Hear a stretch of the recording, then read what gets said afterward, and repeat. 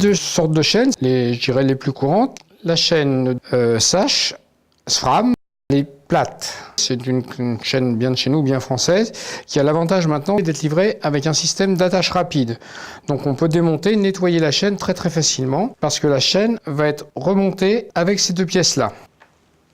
Donc l'attache rapide, deux parties, deux axes. On en met une sur chaque maillon côté mâle, et puis il suffit de les présenter face à face. Une fois que vous avez positionné, ça va se verrouiller. Là, la chaîne ne peut plus se défaire. Pour démonter la chaîne, il suffit simplement de pincer au milieu, de faire glisser et donc de l'enlever. Si on doit couper la chaîne, on peut utiliser n'importe quelle dérive-chaîne. Là, je vais donc dériver une chaîne devant vous, je suis en train de le faire. Par contre, attention, il ne faut pas que j'aille trop loin, car si je vais trop loin, je vais sortir l'axe ici de sa plaquette. Et je vous promets que pour le remettre, c'est une petite partie de rigolade. Donc, il faut donc avancer l'axe au maximum, enlever l'appareil, et là, vous allez simplement écarter et sortir le maillon de la chaîne. Quand on veut river une chaîne, il nous faut une partie mâle, une partie femelle. Donc là, supposons que c'est l'autre morceau de la chaîne, qu'on a coupé le maillon qui était tordu ou cassé. Je n'ai qu'à la remettre à sa place. Voilà, là la chaîne est bien à sa place. Bien entendu, il faut que tout soit bien aligné. Vous repositionnez l'appareil qui vous a servi à dériver la chaîne et qui va vous servir bien entendu à re-river la chaîne. Attention de toujours bien travailler dans le bon axe, parce que si un des deux éléments n'est pas en ligne, vous risquez de casser l'outil. N'hésitez pas à redesserrer et à repositionner comme il faut, de manière à ne pas forcer. Il ne faut jamais forcer à cet endroit-là. Ça devient un petit peu plus dur parce qu'on est en train de repasser la plaquette de l'autre côté. Vous vérifiez que de chaque côté, l'axe dépasse à peu près de la même distance. Et là, le rivetage est fini. Vous contrôlez de chaque côté.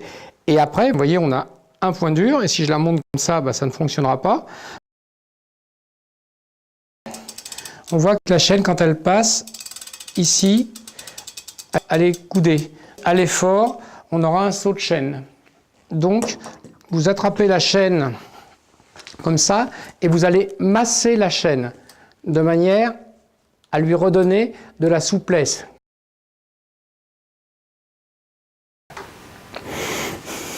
Tu n'as pas ta chaîne qui part dans tous les sens.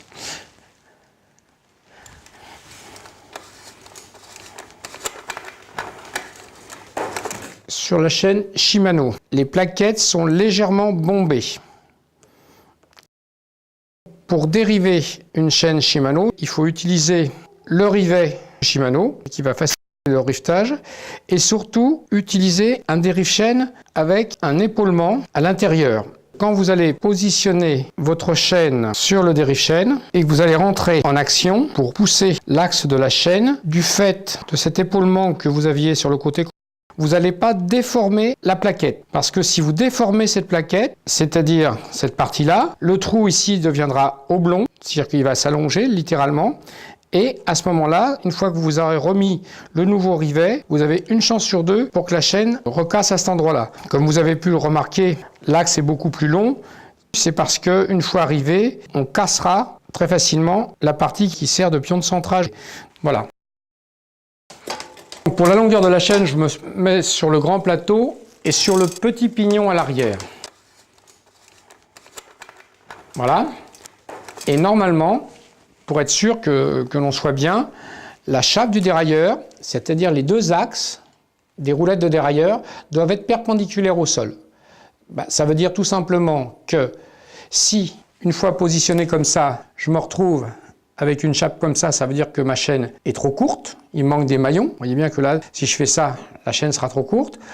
Ou vice-versa, si je me retrouve sur cette position-là avec une chape qui part à l'arrière, ça voudra dire que ma chaîne est trop longue.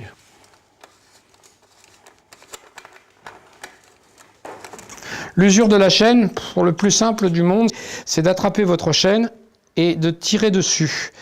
Si vous voyez qu'elle décolle énormément de la couronne, du plateau, ça veut dire qu'elle est usée. Quand vous regardez certains vélos qui ont beaucoup de kilomètres, vous voyez le jour à travers entre la chaîne et les pignons. Quand la chaîne est très allongée, vous aurez ce phénomène. C'est-à-dire que vous allez voir le jour entre les deux. Là, ça veut dire que la chaîne est complètement usée Pratiquement, si vous voulez, la chaîne a pris entre 1 cm et 1,5 cm, elle s'est allongée. Il existe aussi des outils, selon les dimensions de chaîne, pour mesurer l'usure de la chaîne. Si cette pièce-là tombait au milieu, ça veut dire que ma chaîne est usée. Très important. En transmission, une cassette peut faire 2 chaînes. C'est-à-dire que vous pouvez utiliser 2 chaînes sur une cassette. Mais attention, si vous faites au-dessus de 5000 km, vous mettez une chaîne neuve, vous avez énormément de chances pour avoir des craquements, parce que en plus sur les cassettes à l'arrière, vous aurez des pignons qui seront plus ou moins usés, parce qu'on a tous nos pignons préférés. Sachez que même sur une cassette de 10 vitesses, quand on regarde, il y a 4 pignons qui seront usés, c'est-à-dire ceux qu'on utilise le plus. Les gens roulent très souvent en 15 dents, en 23, 25 ou les 11 dents ne sont pas forcément usés. Donc si vous mettez une chaîne neuve sur des pignons usés, vous aurez des sauts de chaîne, des craquements, et c'est pour ça qu'il vaut mieux éventuellement remplacer la chaîne tous les 5000 km. À ce moment-là, vous remplacez qu'une chaîne. Or, si vous passez 5000 km, la chaîne, elle ne fonctionnera pas sur l'ancienne cassette. Donc, ça vous obligera à changer aussi tous les pignons derrière. Quand on change une chaîne, on change les pignons et on change en général le plateau intermédiaire plus usé que le grand plateau.